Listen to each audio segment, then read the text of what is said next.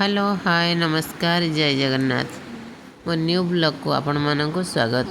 आज आसतु देखा cake cake केमी घरे तैयारी करें अल्प माने 3टी सामग्री रे आपण करें। आपण पिला यदि कहूँ मु केक खाइमी मत केक आनी दियो आप बाहर को जावाक पड़ोनी।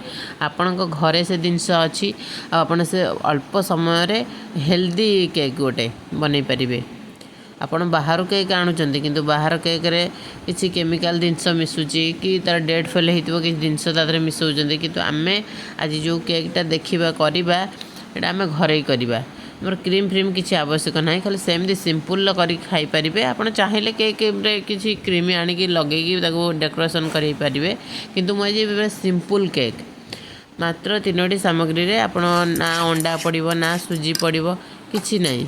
आपण घरे से अवेलेबल से जिनस अच्छी आपण छुआ भी से जिनस खाती आपण करके छुआ को दे पारे। बहुत टेस्टी बहुत बढ़िया लगुला से केक आपण थरे निहाती घरे करी खाइबे आ मते कमेंट माध्यम निश्चय जनइबे। आपण घरे मेरी बिस्कुट तो निहाती थिबो छोट छुआ अच्छा माने बिस्कुट तो निहाती रखिथिबे से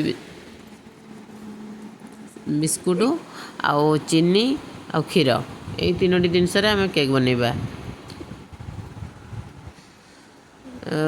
प्रथमे बिस्कुट को आउ चीनी की आम ग्राइंडर करदेबा कलापर ताकू क्षीर आउ अल्प आमर जो खाइबा तेल जो सोरिष तेल नुहे आमर रिफाइन तेल जो से किसी पकेबा ताको भलसे गोलैदेबा। गोलैला गोटे आमर गोटे जो धर आम केक बसैबा तादर किसी तेल टे लगेदेबा आमर उठी परियो ठीक से जो केकटा तेल लगेदेवे। तेल लगेला गोटे पेपर आप बटर पेपर लगातु कि घरे जो साधा पेपर भी टे ऑयल लगे ताकू भी तादरे पकईदेवे।